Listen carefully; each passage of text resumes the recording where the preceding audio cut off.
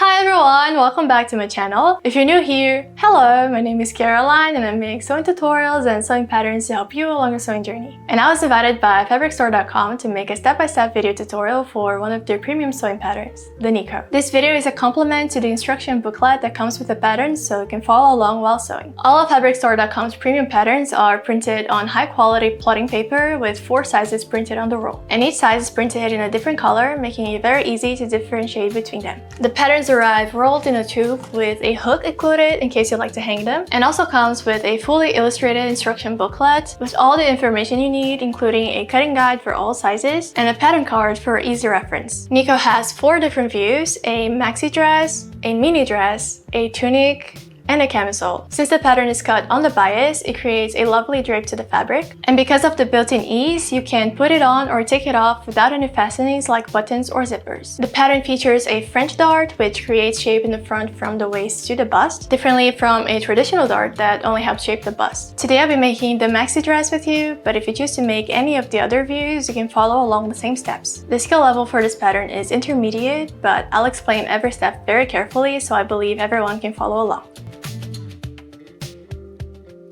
For sizing and yardage, you can pause the video to read, or you can also find this information in the description of the video. The recommended fabric for this project is woven linen that's at least 55 inches or 140 centimeters wide. To make mine, I'll be using fabricstore.com's medium weight linen in their signature finish, but you can also make it with heavyweight or lightweight linen, it just depends on your preference. You don't need any special needles. I'll be using a universal needle, which is appropriate for the weight of my linen, and you'll also need all-purpose thread. For some steps, I might use a contrasting color to help with visibility, but make sure yours matches the color of your fabric. When cutting, make sure to transfer all the notches to the fabric. They will serve as a really important guide later when we're sewing the pieces together. You can follow the cutting layouts found on the instruction booklet, but make sure to place the grain line arrows parallel to the selvage of the fabric. You need to cut 1 front and 1 back, 1 neck binding strip and 2 armhole binding strips. And if you're making the maxi version like I am, you also need to cut 1 front extension and 1 back extension. If you get confused, you can always refer back to the pattern card, and make sure to handle your pattern pieces very carefully once they're cut to avoid any unwanted stretch, especially along the bias cut edges because they can stretch out of place very easily. If you're not sure if it has stretch or not, you can compare it to the paper pattern to check. Just make sure to consider the seam allowance as well. So the first step is to stay stitch the neckline and the armholes. This will keep the edges stable and prevent them from stretching and deforming while we're handling the garment later on. Take the front and back pieces and sew row of stitches 1/4 inch or 0.6 centimeters away from the edge. Don't pull or push the fabric while feeding it through the machine, just naturally sew on top of it.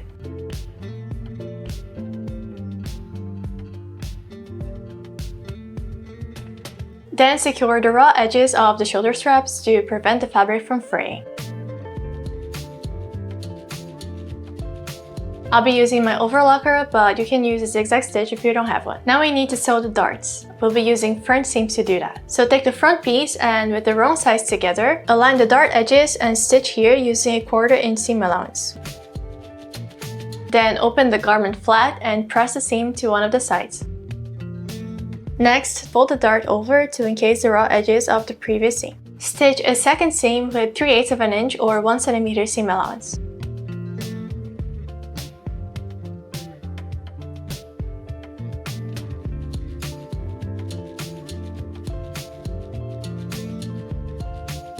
Then press the seam allowance going downwards. And then repeat the same step for the other dart. Now place the front and back pieces with the right sides facing each other.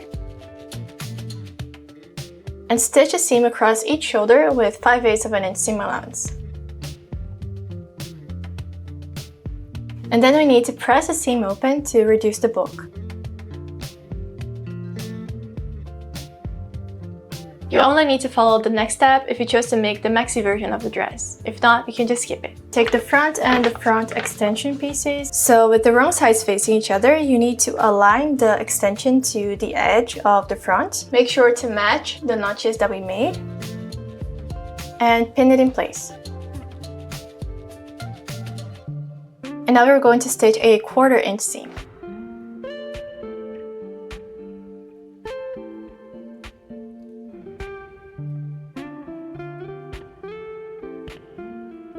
Press the seam open. Then fold the extension back like this and press along the stitch line.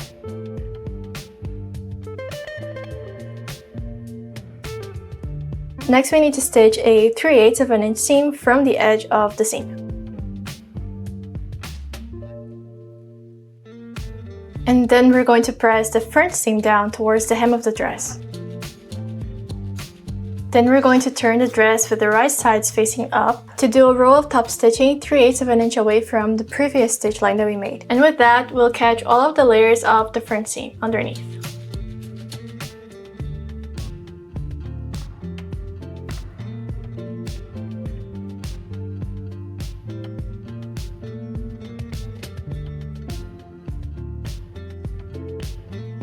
Now place the back with the right sides facing up and the front with the right sides facing down. They must have the right sides facing each other. Make sure to match all the notches at the sides and pin it in place. I recommend sewing only one of the sides first because it's going to make it easier to complete the next steps. And now from the underarm seam, you need to stitch a 5/8 of an inch seam until you reach the last notch. This one, that's a straight line on the pattern that indicates the beginning of the slit opening at the sides. But only the maxi version will have the slit. For all the other views, you can sew the entire side seam. Make sure to backstitch a lot of times at the opening of the slit just to make sure that it's not going to unravel later. And now to finish the side seam, we need to press all the seam allowance open, including the slit area too.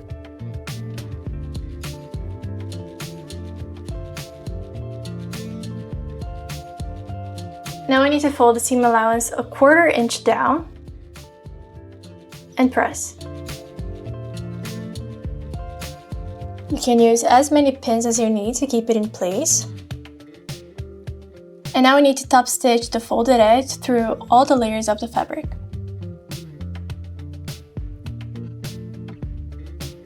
To make it easier to sew the bias strip to the neckline, I made a notch exactly at the center of the back neckline. And now we need to place the bias strip right sides together, and we'll start placing it around 1/2 inch beyond the mark that we made. And use as many pins as we need to secure it in place. And these curves that are tighter might need to be slightly eased to keep the bias strip flat. I'll transfer the center back notch to the bias binding as well. And now, starting around 1 inch away from the center back notch, we're going to start sewing a 1/4 inch seam to join the bias strip to the neckline. And we also need to leave around 2 inches without sewing at the end.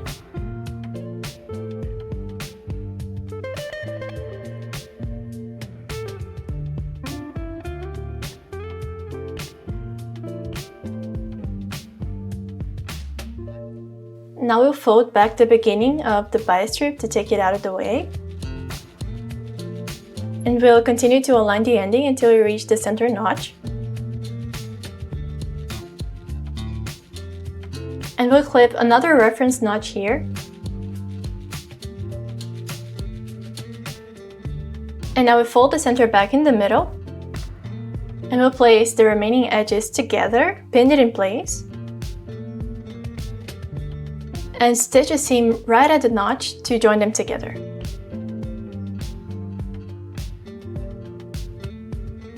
Now we'll trim it and leave around 1/2 inch seam allowance. We'll open the seam and press it with an iron. And we'll finish the seam stitching the bias strip to the neckline.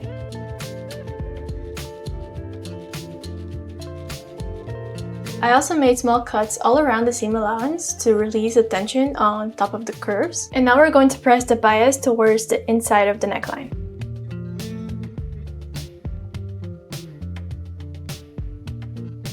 Now after pressing, we're going to understitch the bias strip. We'll run a seam 1/16 of an inch away from the previous seam, catching the seam allowance underneath and sewing it to the bias strip.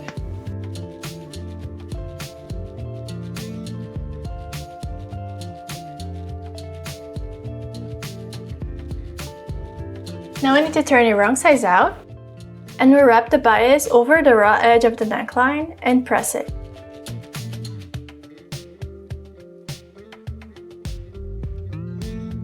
After ironing, you can trim the width of the bias down to 1/4 inch from the folded edge. And then you can fold the bias strip and the seam allowance all together in another 1/4 inch turn and press again.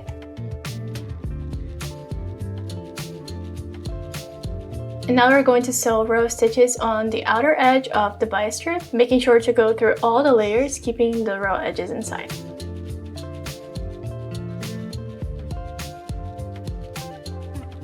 And you need to repeat the same steps for the armholes, but this time with your starting location around 1/2 inch from the underarm seam in the back. And now it's time to sew the hem. For the maxi version, we'll stop and start at each side slit, but all the other versions will have a continuous hem all around the bottom. With the wrong side of the garment facing out, turn the hem up 3/8 of an inch and press all across, both the front and the back. Then fold the hem up a second 3/8 of an inch turn, press all the way around again, and stitch the hem 3/8 of an inch away from the bottom edge. Now give your dress a good press and your Nico is complete.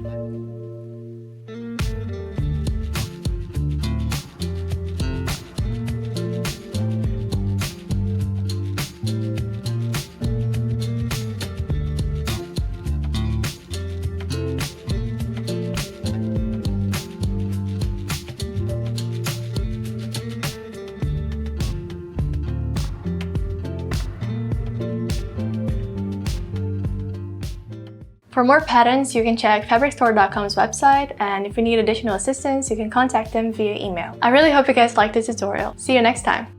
Bye!